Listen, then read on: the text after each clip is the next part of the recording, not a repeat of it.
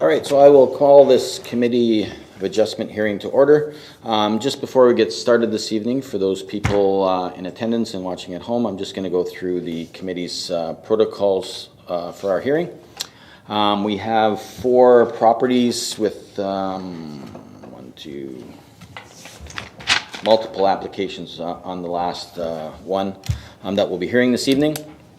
There is a list and an agenda item on the table at the back. Just some housekeeping rules. If you have cell phones, that I'm going to make sure that mine is on vibrate now.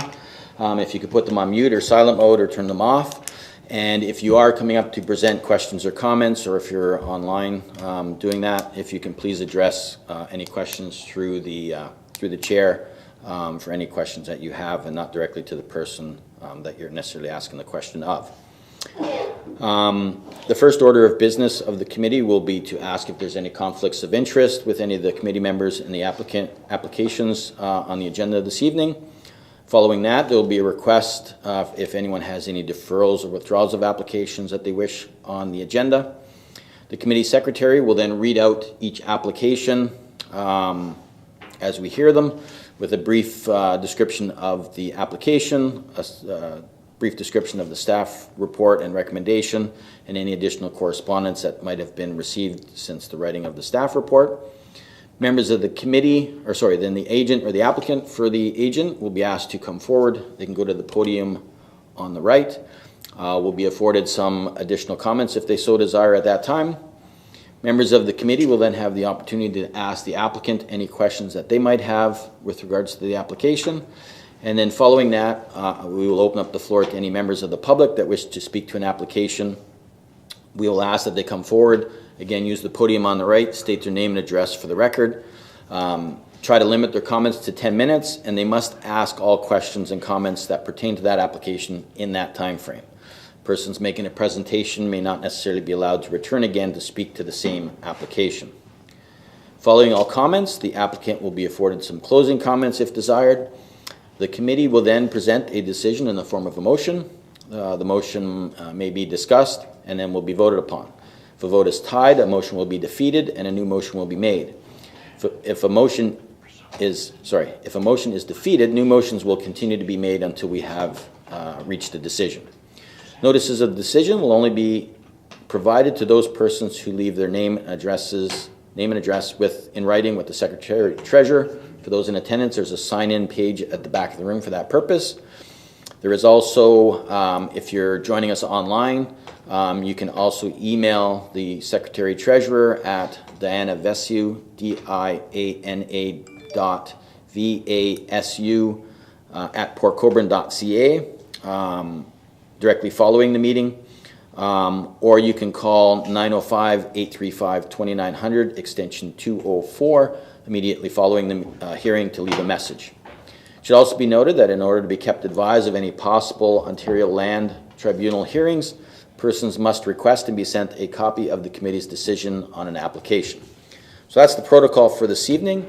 I will ask if there's any conflicts of interest of any applications this evening. Not seeing any. I'll also ask if there's any requests for deferrals or withdrawals of applications. Not seeing any, and I'm assuming the ones that are online, I will reiterate that question again when they get brought into the meeting. So with that, I do know that on our agenda we show item 5.1 as proposed committee of adjustment terms of reference. If the committee members are good with that, we'll move that to the end once we go through the applications, and so that way we don't have to keep you guys here listening to us babble. So with that, I will turn it over to the Secretary Treasurer for the first application, please. Thank you, Mr. Chair. Our first application for tonight is A04-23-PC. In the matter of the Planning Act RSO 1990 CP 13 as amended and Section 2.8.1A II of the City of Port Colborne Zoning Bylaw 6575/30/18 as amended, and in the matter of the lands municipally known as 697 Barrack Road, and in the matter of an application by the applicant Peter Karastamatis for relief from the provisions of Zoning Bylaw 6575/30/18 as amended, to permit the construction of an accessory structure notwithstanding the following: that a maximum height of 7.7 meters be permitted, whereas the maximum permitted height is 6 meters. A notice of the application was circulated to the public on February 24th, 2023, and the required agencies on February 8th, 2023. As of today, the following comments have been received. No objections from the fire department, the drainage superintendent, nor the engineering technologist were received. No comments from the public were received. Given the information in the planning report regarding application A04-23-PC, planning staff recommend application A04-23-PC be granted for the following reasons. Number 1, the application is minor in nature, as the increased height will allow the structure to remain accessory, and the structure is located at a reasonable distance from all lot lines, ensuring there will not be a negative impact on the subject nor neighboring parcels. Number 2, it is appropriate for the development of the site, as the proposed structure is suitably located on the site in the rear yard and set far enough back from the front property line to minimize the visual impact from the road. The proposal is compatible with most of the requirements of the zoning bylaw, and thus the proposal is desirable and appropriate. Number 3, it is desirable and in compliance with the general intent and purpose of the zoning bylaw, as accessory structures are permitted in the R1 zone. The proposal meets the setback and lot coverage requirements, and the structure will remain accessory to the primary dwelling. Number 4, it is desirable and in compliance with the general intent and purpose of the official plan, as the official plan permits accessory structures in the urban residential designation. And that concludes the correspondence of this application. Thank you. Is the applicant here this evening? Sir, if you can please come up to the front there.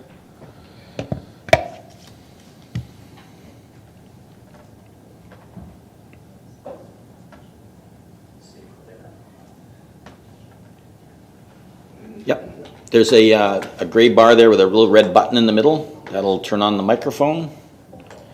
Thank you. Welcome. Is there anything you'd like to add at this time? No, I think I'm open to any questions you may have. It's a very simple structure we're asking to erect. It's a little bit higher than the bylaws had directed, but we were thinking that it complies because we wanted to keep this general structure of the main building is equivalent to the accessory structure. Very good. Is there any questions of the applicant this evening? Gary? Thank you, Mr. Chair, through you to the applicant. I know that house well. It was my cousin's. That's awesome. For a number of years. Yes. Actually. Frank and Janet Zuquette. Yes. And I was just wondering, I see the container there. Is that kind of where the garage is going to go? No. Okay. The garage is going to go way farther, halfway approximately the back of the property. The container is only there temporary because there's nowhere to store any equipment. We have. Great. Everything's falling apart. Okay. I was just trying to get the bearings of that. Right. Thank you, Mr. Chair. Thank you. Eric? Through you, Mr. Chair, to the presenter or applicant.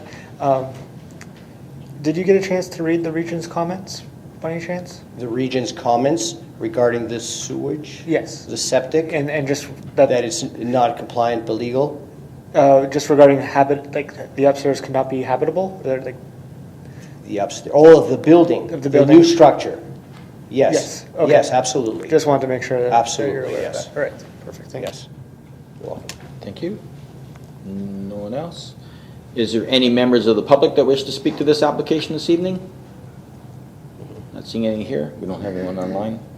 All right. So with that, I don't know if you have any additional comments you want to add at this point in time? No, other than I've had a great experience. I've had a lot of support here, and I really appreciate the smooth transition. Hopefully everything's successful, but I appreciate the help I got from Thank your you. team here. They're excellent. Thank you. So with that, Gary? Thank you, Mr. Chair. With respect to application A0423PC, concession 3, part lot 32 in the former municipality of Humberston, municipally known as 697 Barrack Road.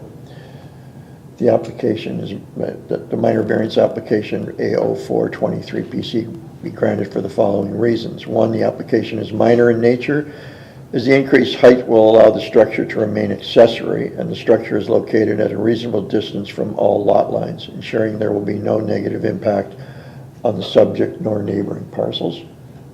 Two, it is appropriate for the development of the site as the proposed structure is suitably located on the site in the rear yard and set far enough back from the front property line to minimize the visual impact from the road. The proposal is compatible with most of the requirements of the zoning bylaw, and thus the proposal is desirable and appropriate. Three, it is desirable in compliance with the general intent and purpose of the zoning bylaw, as accessory structures are permitted in the R1 zone. The proposal meets the setback and lot coverage requirements, and the structure will remain accessory to the primary development. And four, it is desirable in compliance with the general intent and purpose of the official plan, as the official plan permits accessory structures in the urban residential designation. Thank you. Can I get a seconder to that? Eric? Questions or comments? All those in favor? That'll be carried. Thank you. There is a 20-day waiting period. That's okay. But other than that, after that, you should be good to go. Thank you so much. I appreciate everybody's help here. And I do want to talk to you, Mr. Bruno. Sure. Later on sometime. I'll grab your card. Thank you. Thank you. Thank you, everyone. With that, Madam Secretary, the next application when you're ready. Thank you, Mr. Chair. Our second application for tonight is A05-23-PC. In the matter of the Planning Act RSO 1990 CP 13 as amended, and Section 22.3D and Section 22.3F of the City of Port Colborne zoning bylaw 6575/30/18 as amended, and in the matter of the lands municipally known as 427 Steele Street, and in the matter of an application by the agent Brianna Bodorkos on behalf of the applicant 1825142 Ontario Incorporated for relief from the provisions of zoning bylaw 6575/30/18 to permit the construction of an accessory structure notwithstanding the following. Number one, that a minimum interior side yard setback of 2.07 meters be permitted, whereas the minimum permitted interior side yard setback in the CP zone is 15 meters. Number two, that a minimum rear yard setback of 9.16 meters be permitted, whereas the minimum permitted rear yard setback in the CP zone is 15 meters. A notice of the application was circulated to the public on February 24th, 2023, and the required agencies on February 8th, 2023. As of today, the following comments have been received. No objections from the fire department, the drainage superintendent, nor the engineering technologist were received. No comments from the public were received. Given the information in the planning report regarding application A05-23-PC, planning staff recommend application A05-23-PC be granted for the following reasons. Number one, the application is minor in nature. Number two, it is appropriate for the development of the site. Number three, it is desirable and in compliance with the general intent and purpose of the zoning bylaw. And number four, it is desirable and in compliance with the general intent and purpose of the official plan. And that concludes the correspondence of this application. Thank you. Is the agent for the applicant here this evening? Same routine.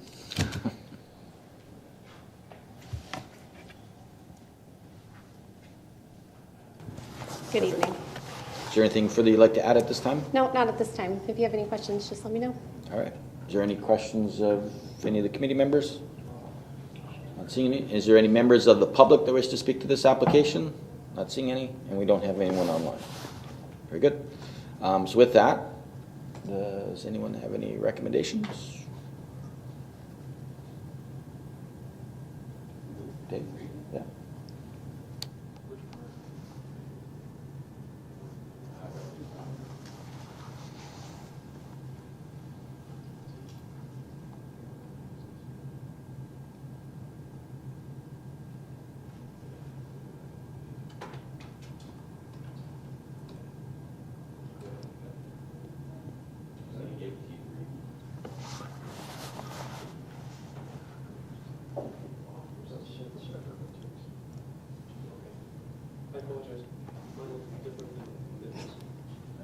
Yeah, sorry, it looks different than Gary's. Application AO5-23.PC in the matter of Planning Act RSO 1990 CP13 as amended. And in the matter of the lands legally known as Plan 853 lots 28 and 29, part lots 27 and 30, municipally known as 427 Steel Street, that minor variance application AO5-23-PC be granted for the following reasons.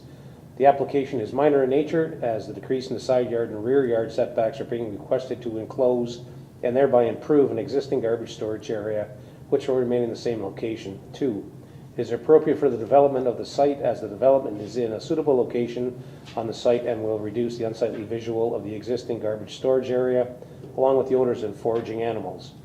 3, it is desirable and in compliance with the general intent and purpose of the zoning bylaw, as the proposed addition will be used in conjunction with the existing commercial use, which the zoning bylaw permits in the CP zone, and the proposal meets the majority of the zoning requirements. 4, it is desirable and in compliance with the general intent and purpose of the official plan, as the official plan permits commercial uses in the commercial plaza designation. Thank you. I think that's seconder to that. Eric? Any questions or comments? All those in favor? That'll be carried. Thank you. Perfect, thank you.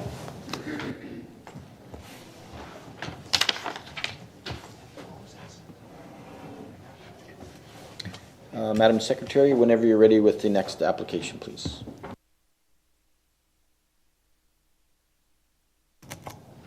Thank you, Mr. Chair. This applicant is joining us online, so I will admit them now.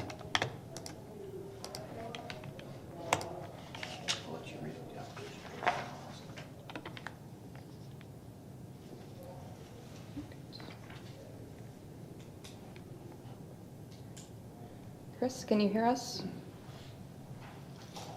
Hi, yes I can. Perfect. All right. Our third application for tonight is A06-23-PC. In the matter of the Planning Act RSO 1990 CP13 as amended and Section 23.5J of the City of Port Colborne zoning bylaw 6575/30/18 as amended, and in the matter of the lands municipally known as 193 Main Street West, and in the matter of an application by the agent Amber Cuthbertson on behalf of the applicant 279279 Ontario Incorporated for relief from the provisions of zoning bylaw 6575/30/18 to permit the conversion of 2 commercial units to 4 residential units, notwithstanding the following: that a minimum floor area of 40 meters squared per unit be permitted, whereas the minimum permitted floor area per unit is 50 meters squared. A notice of the application was circulated to the public on February 24th, 2023, and the required agencies on February 8th, 2023. As of today, the following comments have been received. No objections from the fire department nor the drainage superintendent were received. The engineering technologist stated that a City of Port Colborne municipal consent permit will be required for alterations to the existing site servicing. Niagara Region permits will be required for any works required within the Main Street West Regional Road Allowance. No comments from the public were received. Given the information in the planning report regarding application A06-23-PC, planning staff recommend application A06-23-PC be granted for the following reasons. Number 1, the application is minor in nature. Number 2, it is appropriate for the development of the site. Number 3, it is desirable and in compliance with the general intent and purpose of the zoning bylaw. Number 4, it is desirable and in compliance with the general intent and purpose of the official plan. And that concludes the correspondence of this application. Very good, thank you. Just before we get into the application, to the agent, you don't wish to withdraw or defer your application this evening? No. Thank you. Is there anything further you'd like to add at this time? No, I don't think so. Very good. Is there any questions of the applicant here this evening? Eric? Through you, Mr. Chair, to the applicant, How many units would be in this building if this application were to be approved? There would be a total of 6 residential units in the building if it were approved. Okay, thank you. Any other questions? Is there any members of the public that wish to speak to this application this evening? Not seeing any, and I don't believe we have anyone online as either. So with that being said, unless the applicant or the agent for the applicant has any other additional questions or comments they want to make? Guessing that's a no. With that, does someone, sorry? No, I don't. No, Okay, no very more. good, thank you. So with that, is there a recommendation? You good now? Okay, we'll go to Dave again. Application A06-23-PC, and in the matter of the lands legally known as registered plan number 762, lot 3, parts 3 and 4 in the former municipality of Peterborough, municipally known as 193 Main Street West. That minor variance application A06-23-PC be granted for the following reasons. 1, the application is minor in nature as the reduction in minimum floor area does not represent a significant decrease in livable space. The proposed bachelor-style units are generally smaller in nature and will still provide enough livable space for future tenants.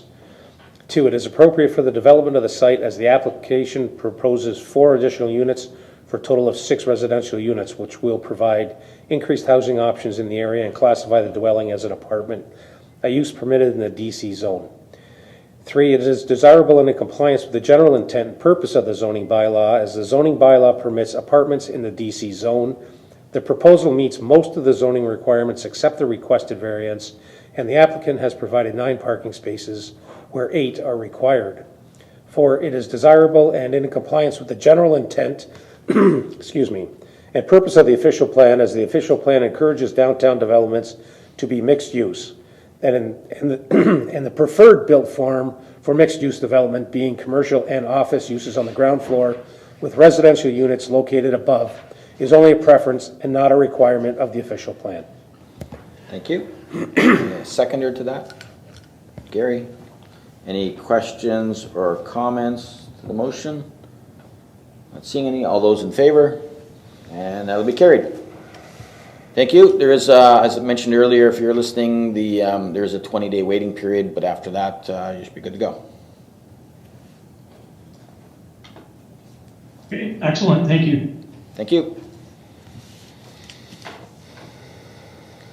And Madam Secretary, the last property that has a bunch of applications, I don't know if you want to do them all together to start. It makes it simpler. Okay. Thank you, Mr. Chair. I will now admit the agent for the next 4 applications.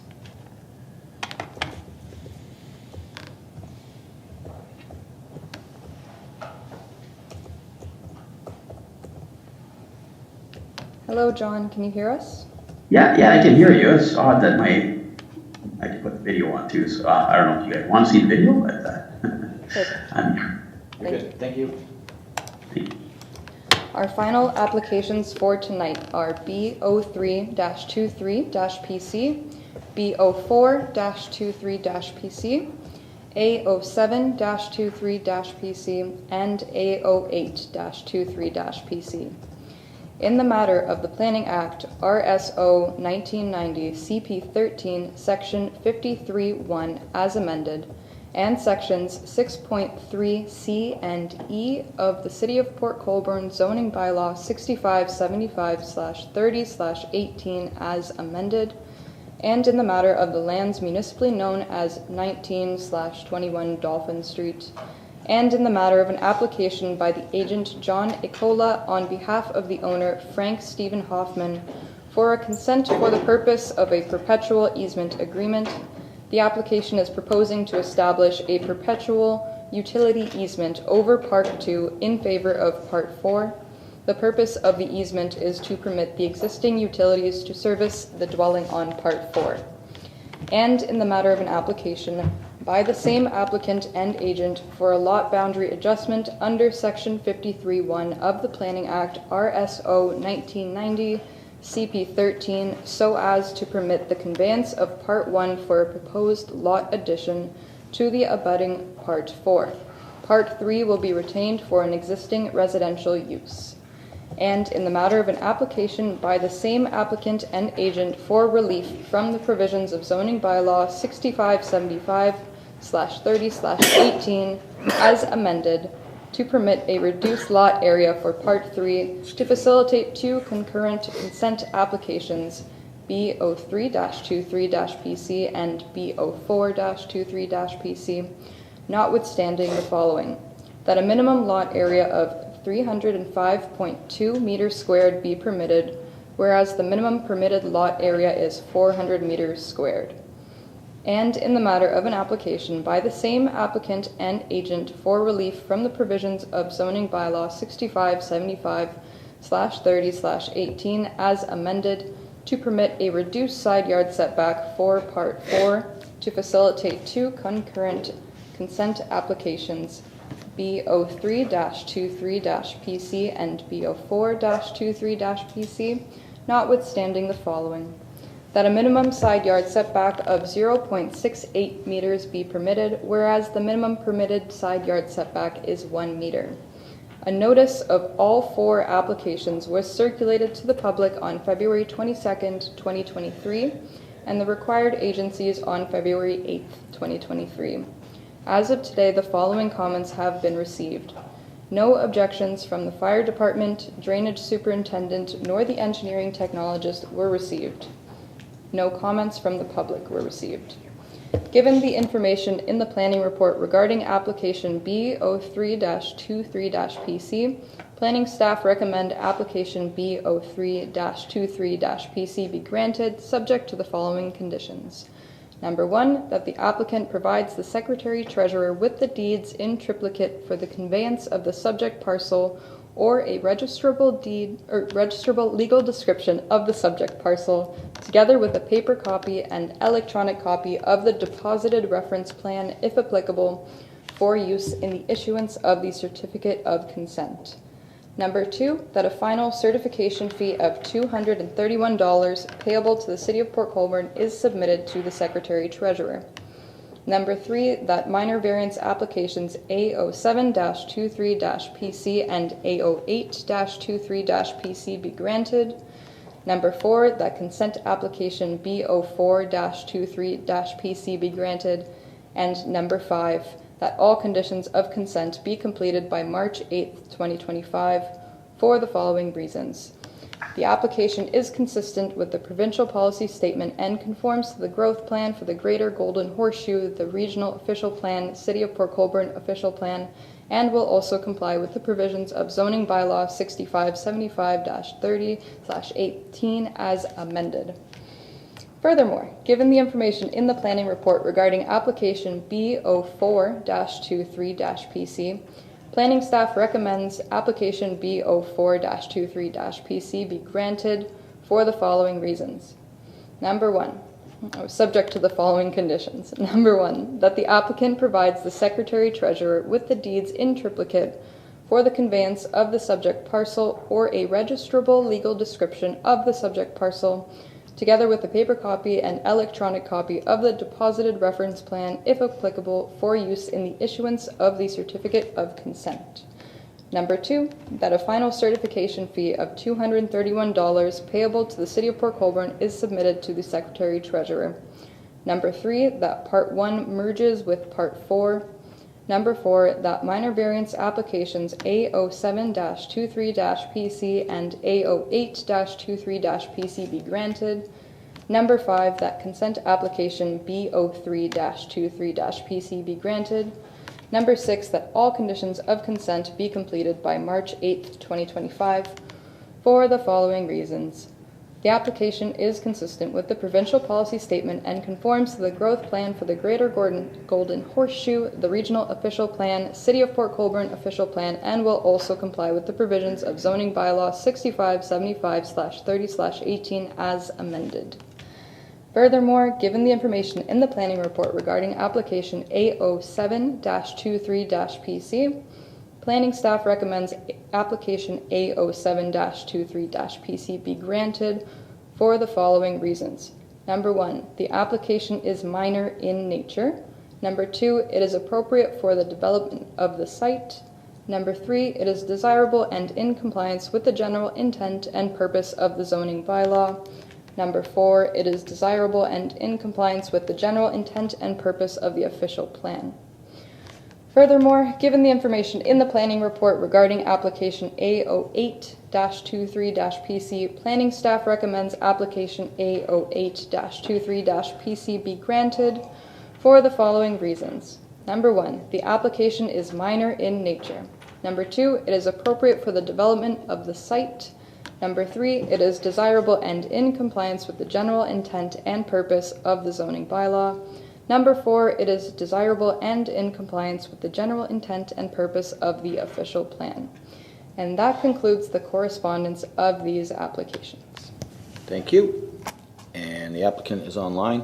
So just before we get into the application, to the applicant, do you wish to proceed? You don't wish to defer or withdraw your application this evening? Yeah, if we could proceed, that'd be great. Thank you. Do you have anything further you'd like to add at this time? Not unless there's questions from the committee that I could address. Very good, thank you. Is there any committee members that have any questions?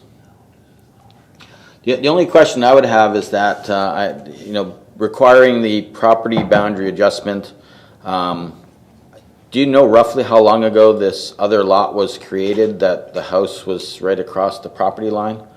I'm assuming this is an old situation that's just getting remedied. Yes, it's quite old. Like, the house has been there for, both houses have been there for a considerable period of time. Actually, bear with me 1 second. I wonder if I don't have the pin directly in front of me, but it's decades, not just a matter of a few years. Right, okay. Because it just really seems odd that you'd have a house like right across the property line, or if the house was there first and the lot was severed, why it got severed like that, but anyway. Recently I have, to go off on a mild tangent here, I've had one recently where the house was built entirely off the lot on the city municipal road allowance, and it was only discovered when a builder was going to buy the property. Okay. That's the case. So it does happen with older properties. Sometimes we wonder how it happens, but it's something that I guess we have to remedy now just by moving the property line, of course, with your consent, once we get it. Very good. Eric? Through you, Mr. Chair, to the applicant, just off of the topic, just while we're on the topic, if you go to a lot of the properties along the lake, it's a disaster, especially in Fort Erie. There's a lot of issues there that don't meet zoning or any kind of compliance. So that's just my mild tangent. But just a question to you, the applicant. I saw that it looks like there was a private locate done to identify the location of the sanitary. I just want to make sure that you have like confirmation that is where the sanitary is. So go ahead. Yeah, that's what that's the reason for the second, that's basically the reason for the easement, is because they did the locates, and the sanitary is underneath the section that where the easement will be placed. Okay, so a private utility company went out and put like a fish tape down the clean out and were able to locate it that way? Yes. Okay, I just want to make sure. Thanks. Very good. Any other committee members got any questions? Is there any members of the public that wish to speak to this application this evening? Not seeing any, and I don't believe we have anyone online. So with that, unless the applicant has any closing comments you wish to add? No, just we'd appreciate it if they were granted, of course, and other than that, I will leave it in your hands. Very good. So I don't know who wants to take on all of them together, or if you want to do them bit by bit. I'll leave it to you. Eric?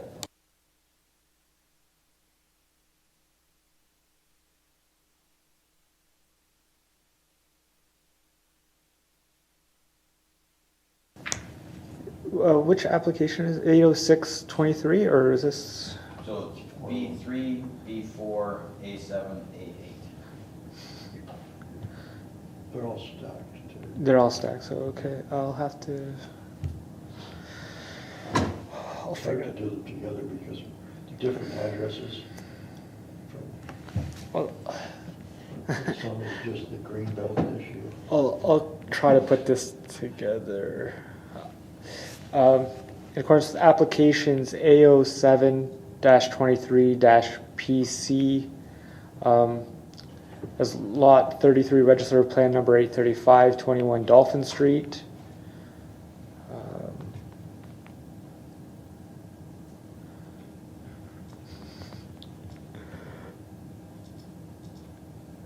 Is this one Dolphin? That's 19 Dolphin Street. Do you have this, Eric? I'm looking for. It's the two Bs that go with it. Oh, you're trying to do them together? I'm trying to do the addresses that are together. So there's 21 Dolphin Street. The only one that's separate is the 19 setback, Dolphin. which should be AO8. Okay. AO7. Sorry, I'm just going to get this. Okay. I'm going to do AO7 separately. So application AO7-23-PC as lots 33 registered plan number 835, 21 Dolphin Street. That minor variance application AO7-23-PC be granted for the following reasons. One, the application is minor in nature, as the decrease in the lot area is required to address the lot boundary adjustment, and the reduction will not fundamentally change the character of the property. The property will still retain a rear yard for amenity space as well as a required parking area for a detached dwelling. It is appropriate for the development of the site as the reduction in lot area is required to facilitate the proposed lot boundary adjustment under application B0423PC, which will be address the encroaching dwelling of 19 Dolphin Street. It is 3, desirable and in compliance with the general intent and purpose of the zoning bylaw, as both properties will retain a full rear yard for amenities and parking space at the side of both dwellings.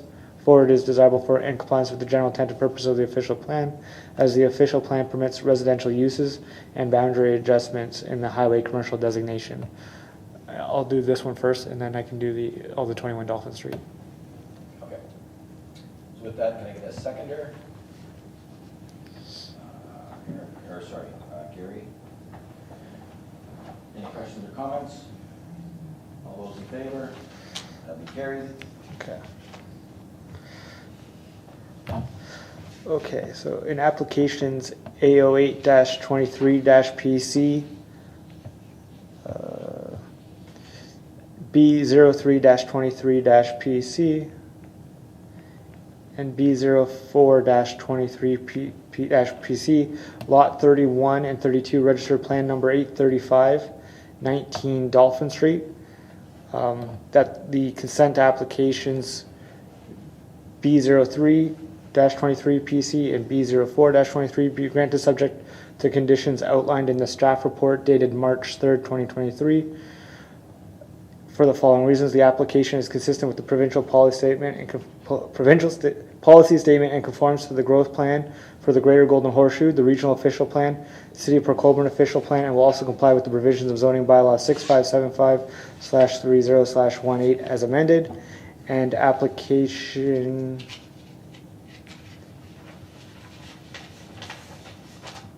and that minor variance application A08-23PC be granted for the following reasons. 1, the application is minor in nature, as the decreased side yard setback is necessary to ensure that the driveway of 19 Dolphin Street is entirely contained within the property boundaries. 2, it is appropriate for the development of the site, as the application serves to address a lot line dispute and ensure that each dwelling is entirely located within its boundaries. 3, it is desirable and in compliance with the general intent and purpose of the zoning bylaw, as the dwellings are located at a suitable distance from one another and there are no proposed changes nor any drainage concerns.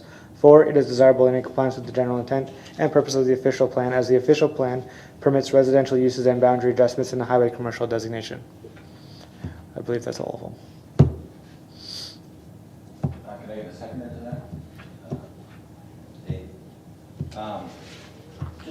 So you did A and the two Bs together. Yes. Now on B03, They both had 19 Dolphin Street, which it's not correct. yeah, that's what I'm starting to think too. That does make sense. So the two Bs are both pertaining to 21 Dolphin Street.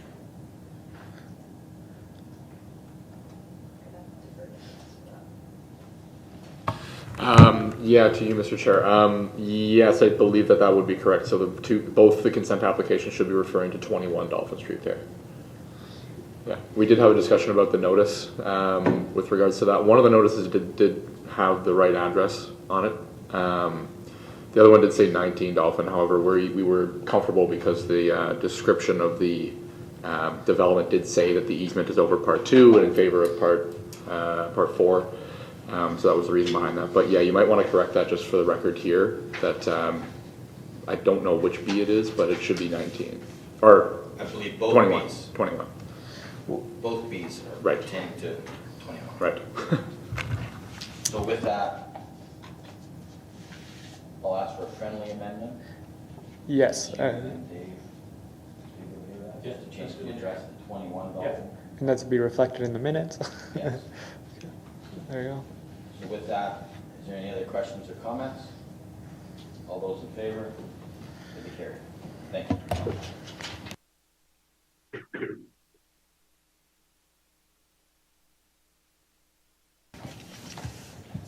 Sorry, I didn't have my microphone on. Thank you to the applicant. Oh, you're welcome. Thank you. All right, so with that being said, we'll move to other business, and item we move down 5.1 down to the bottom regarding the proposed committee of adjustment terms of reference. I know we were presented that in our agenda item, and there's been some correspondence that's gone back and forth. Do we have a final version? I got an email about some changes and stuff, but the one that's online has been changed? Through you, Mr. Chair, the one in our eScribe package appears to be the final version, I think. I don't see any red lines or anything to describe it as a draft.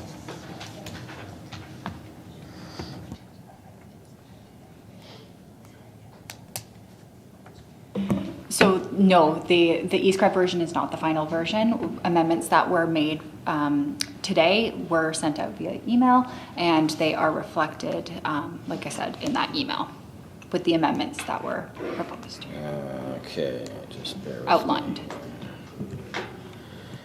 I didn't see the attachment to your email. Because I got it what time did it, it was at 4:12, I'd already left work, so. I'd quickly seen the email pop up, but I didn't realize there was an attachment. With that, is it possible to get a hard copy printed for us to look at while we're here? Right now? Yeah. Or unless you, does everyone have access to their emails while we're here? Okay, so we can look at it that way. That'll work. I just got to get back to my email. Oh, actually, can you print me a copy? Because I can't open Word in my iPad. Just, look offline? Can you print it? Oh, I don't. She can stay if she likes. It's open me. Sorry, Chris can print? Yeah, I'll print something. Okay. It's just, if it was in a PDF, I could read it, but it's in Word and I don't have Word on my iPad, so.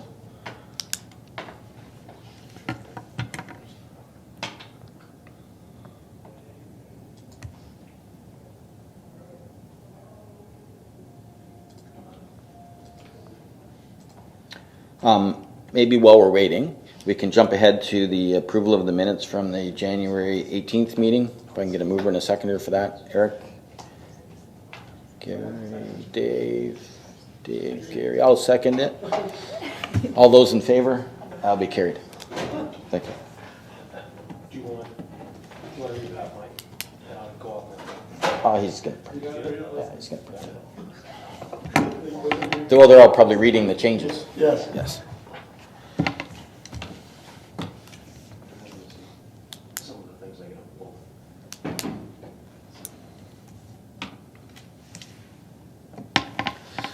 So with the, I know I'd sent some comments back and committee members seen the comments and staff have seen the comments. So I think most of the changes, correct me if I'm wrong, were adapted into those terms of reference.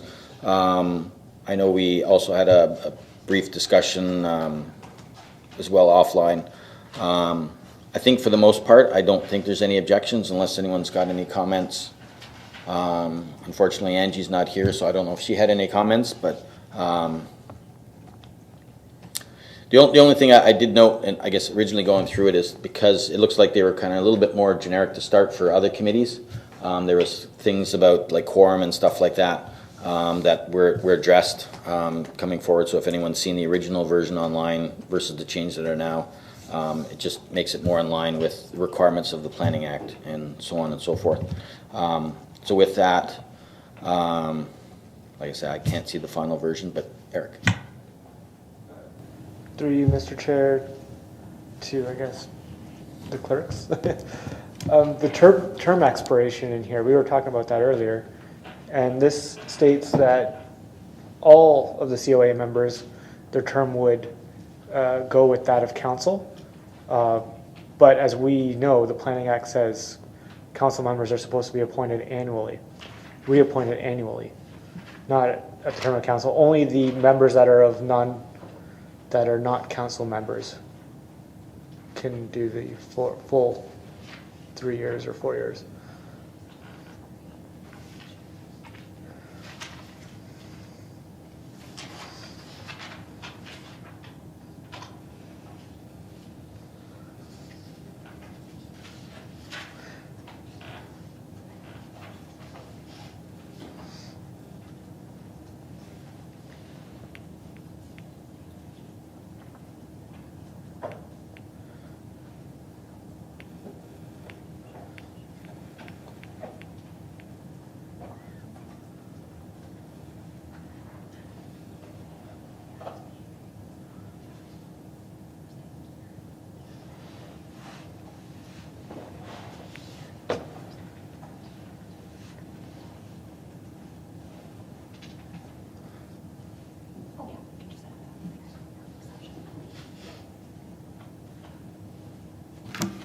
Through you, Mr. Chair, to Member Beauregard, we can add that verbiage, that same verbiage that's under section 4.1 into section 7, sort of outlining that the difference is for the members of council who must be appointed annually. Yep.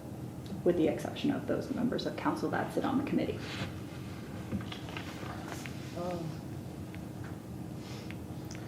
Yeah, the challenge every 4 years at the end of the council's term is that there's a quick flip around between when council gets... Sorry, at the end of each council's term, there's a short turnaround between when the new council come in, because we meet every month, potentially. There's not a very large time frame there to reappoint councillors or public members.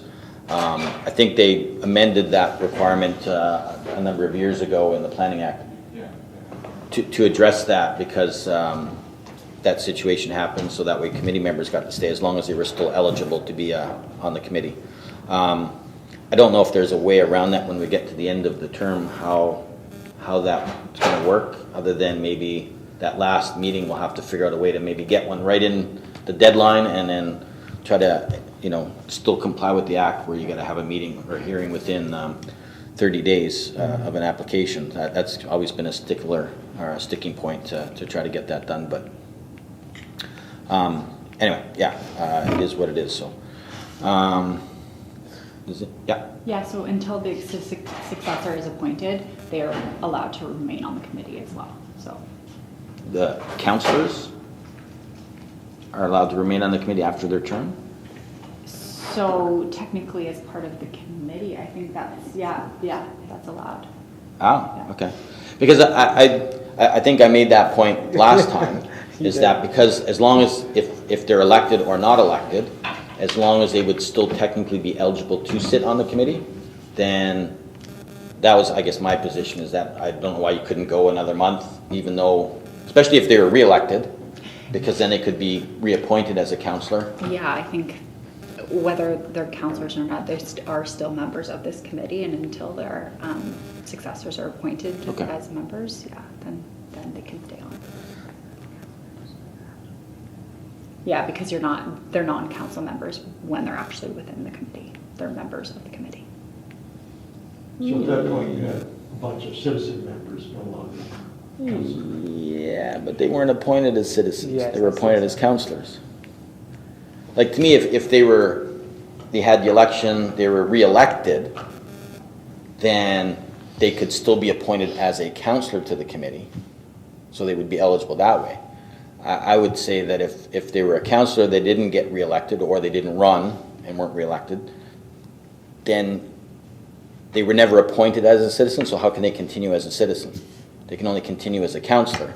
I guess that was the point I was trying to make last year as well, right? So because Gary won his election, Eric won his, so they could have stayed, and then we would have lost just Angie and Donna, but we still would have had at least our 3 minimum, and we could have stayed until council reappointed councillors, changed councillors, or reappointed public members. Yeah.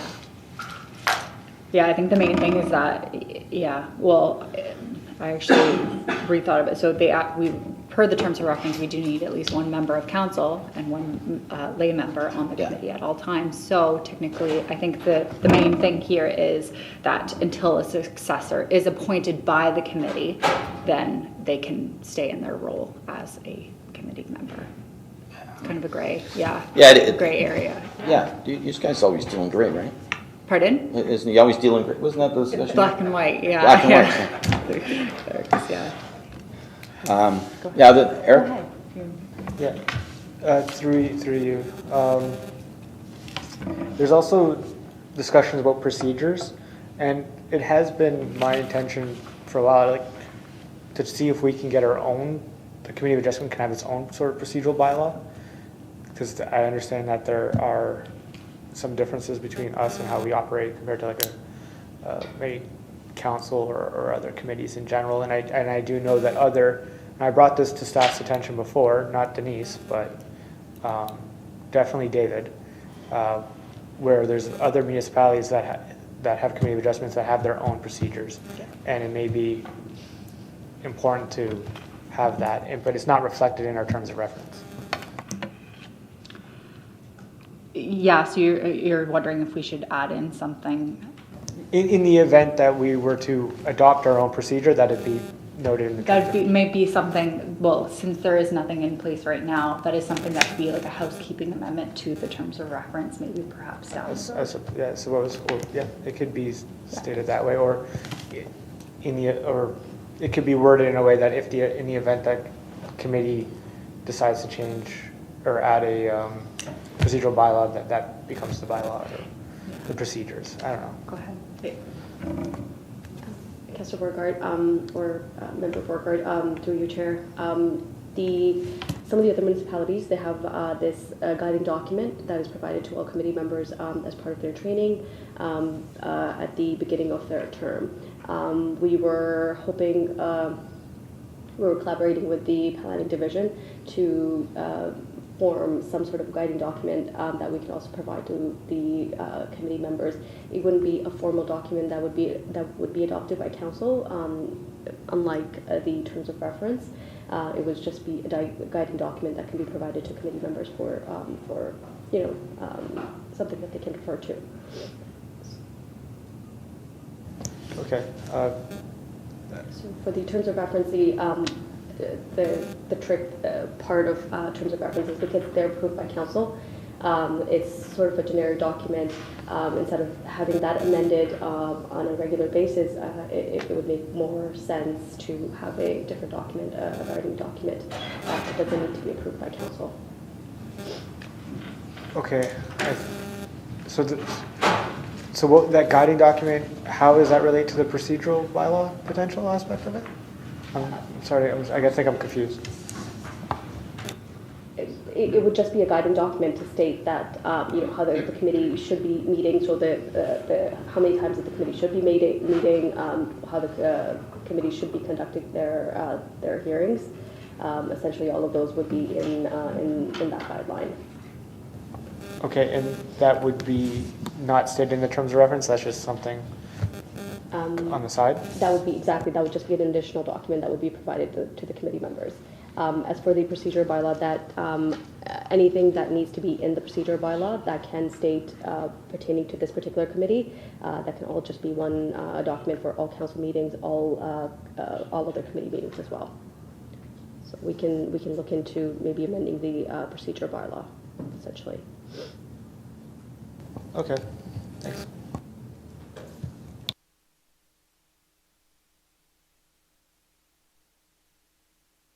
So I guess to that point in our discussion earlier about, what the expectation of committee members, that's, I guess, would be the document, then we could put that in there, that the expectation is this, that, the other thing, and whatever else either the committee of the day decides or staff wishes the committee to do, or council decides that the committee should do outside of the regulatory, and yeah. Okay. So that, I think that might be a good way to approach that. So with that, now that I see the documents,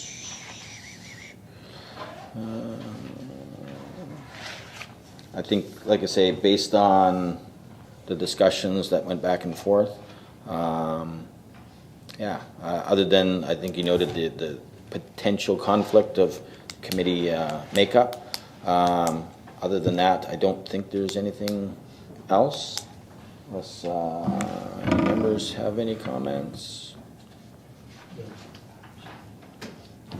Yeah, so I just wanted to clarify, we did change the section 4.1, section 4.2 to be at least 2 members of the public.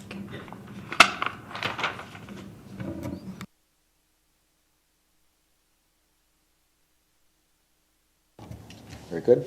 So with that, you're looking for a formal acceptance from the committee? To you, Mr. Chair.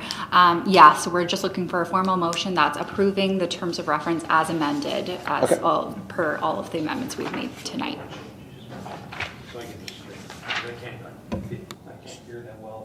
So on 4.2, at least 2 members of the public. So that way, when you get down to 9, you can then comply with 9, because it says that the chair and vice chair have to be public members as opposed to councillors. So if you don't have at least 2 public members, you couldn't comply with section 9, sorry. Eric? Through you, Mr. Chair, couldn't we just make it that a council member could then be a vice chair? Is that what I believe the issue was? Could do that too, unless there's an objection from... Because my concern is with, now you're making it that there has to be 2. Our composition doesn't have 2. Well, actually we do right now. We do right now, yes. We do right now, but what, in the event we don't have people potentially, we don't really get that many applicants of people wanting to be on the committee, so what happens in that event? So I think making a councillor be able to vote will achieve the same objective. Through you, Mr. Chair. Just with best practices, we've noticed with other municipalities, it's best practice to have more, or to have lay members as vice chair and chair, and also ideally to have more lay members than councillors. So just as a best practice, we've noticed other municipalities have the preference to have non-councillors be chair and non-chair, or vice chair, which is why we took this route. And that's with other committee of adjustments, or are you just looking at committees generally? Sorry, through you, Mr. Chair. That's with committees of adjustments we've noticed through their terms of reference. That's how we've come to. Good. I've already stated multiple times my position with regards to the makeup of the committee, but it's at council's discretion, so we'll leave it at that. Dave? But one thing that's not included in here is the number of members. Sorry, Dave, what was that? The number of members. It doesn't say. So council is at its pleasure to choose 8, 10, whatever they want, because it just says you have to have 2 members from the public. That's it. You could have 8 councillors, two members from the public. You could have 10 if you wanted, whatever it's at the pleasure of council to decide the numbers. To a degree. The Planning Act does state you have to have at least 3, Right, because otherwise you don't have quorum. right. But you could go to 10, 12. Oh, absolutely. I right? think the city of So- Toronto probably has 70 or 80 that were broken up into different sections all over the Yeah. place. Absolutely. There's no maximum. And in some municipalities where they're large, they have like groups of people, and then they get assigned so many applications, they get assigned so many applications, so yeah. Yeah, through you, Mr. Chair, just to add on to that, as an example from Fort Erie, I think that they have, I want to say 9 members on theirs, but it's a rotating committee. So 1 month will be a different composition of members in another. So there's different variations that could arise from how it's worded right now. So while we do have a minimum, it is set we do have a minimum in accordance with the Planning Act, a maximum isn't really something that is a requirement as well. So any other questions, comments? Just wanted to add to Chris's point, the council meeting of December 13th, it was approved that council approved 3 members from council and 2 lay members. So as of right now, the composition sits at 5. The terms of reference, we wanted to ensure that it was a little bit more generic, so that way if there was a composition change at a later time, we wouldn't need to make amendments to the terms of reference if needed at that point.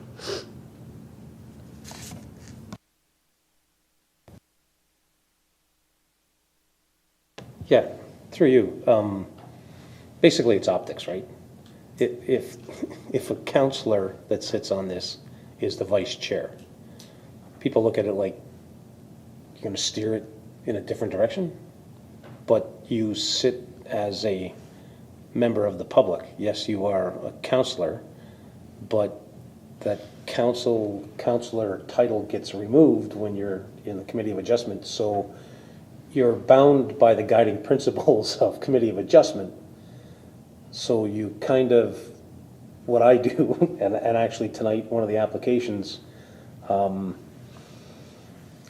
voted for, even though as a counselor, I would be 100% against. But as the Committee of Adjustment, it fits the 4 tests, so you have to approve it. So it's just the semantics that, yeah, counselor can't be vice chair because you're a counselor. And that's almost saying that a counselor can't be objective in the role. And that's not fair to the person that may or may not take the position if there's not a second member from the general public, right? So that's, I know we want to keep it, the optics clear that yes, the general public is welcome to come and be members of the committee and sit and help steer the committee and run the committee and run meetings and things like that. But I'm not sure that it should preclude a counselor from the same position. My thoughts. Which is okay. I mean, we debated this in other terms.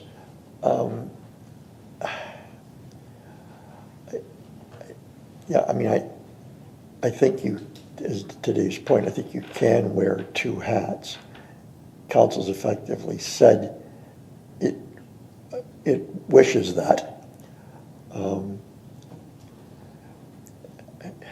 You know, I can see the optics of where people might think, and I suppose it could hinder some counselors who's looking at the gallery or the applicant, right, who may be a member of their ward or whatever, right?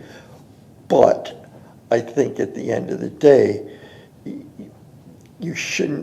that shouldn't be a guiding principle in the choice. It should be the quality of the person's character, right, not the title that they hold, and that they meet some of these qualifications that we've put in would be preferable. Eric? I find it kind of interesting that we're talking about like optics when it's council that makes decisions on zoning bylaw amendments, which are greater than minor variances. It's council that makes decisions on draft plans of subdivision and condos.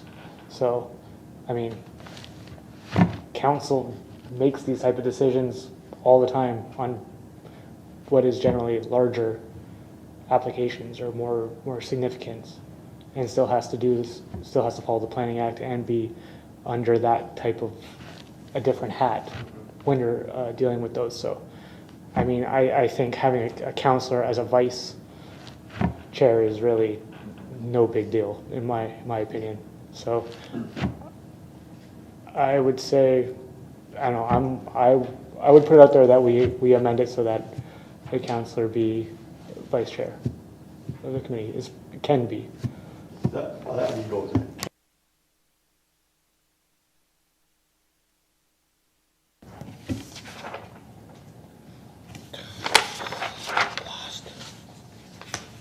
What number is that? 9. Sorry. So you're making the amendment or requesting the amendment be changed that should be, or, but not restrictive? Not restrictive. So can be. So there'd be at least one layperson, one counselor, and a counselor can be a vice chair in that circumstance that we've discussed. Or maybe. Maybe, yeah. Sorry. Whether they can or not. No, may makes more English sense. teachers to beat me up on that one. Okay. So take out not eligible, but may act as chair or vice chair. Yes. Unless there's any statute or any legal reason why that cannot happen, I'm for that. Covered the event that in the current realm with not doing may, if the 2 lay members were absent, there would still be quorum. Who's chair? That's why you want may.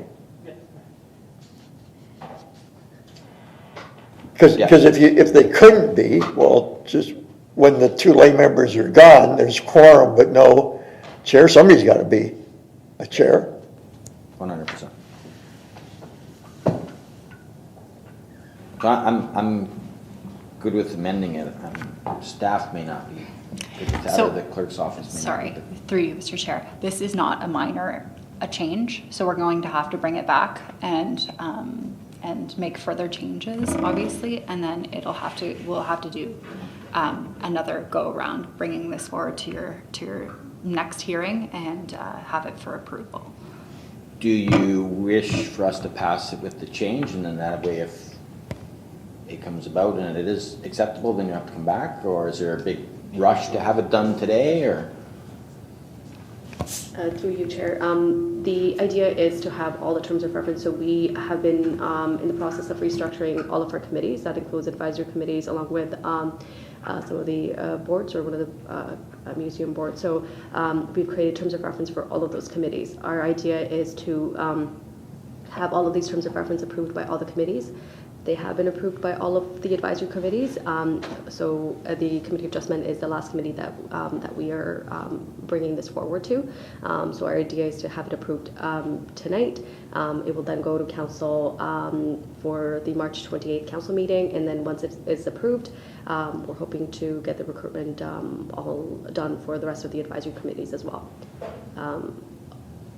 Our recommendation would be to have the terms of reference approved. However, if there are any comments or questions or any amendments that need to be made, we can certainly take it back for consideration and bring them back at a hearing at a later time.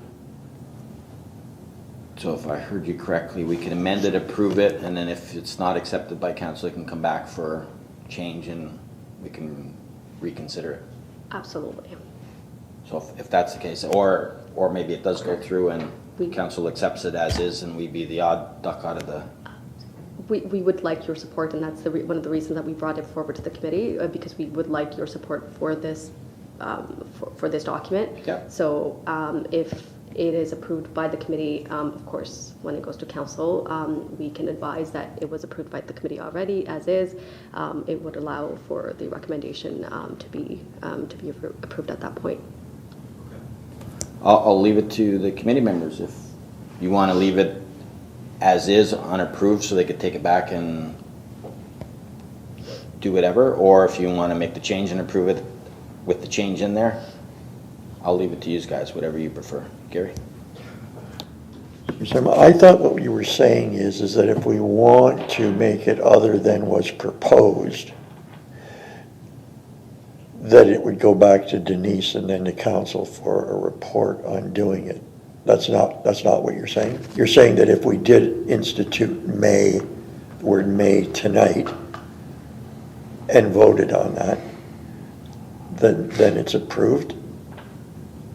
Yes, so if the changes are very small, we can definitely take them back, and we can make those changes to the terms of reference with that final document. It wouldn't come back to the committee if the changes were small, but because we're changing the composition, so items 1 to 4, those are the critical parts of the terms of reference. Or if there are any changes that are being made to those, I would need to bring them back to the clerk's division and the planning division for review, and then have them be brought back to the committee for approval, and then eventually to council.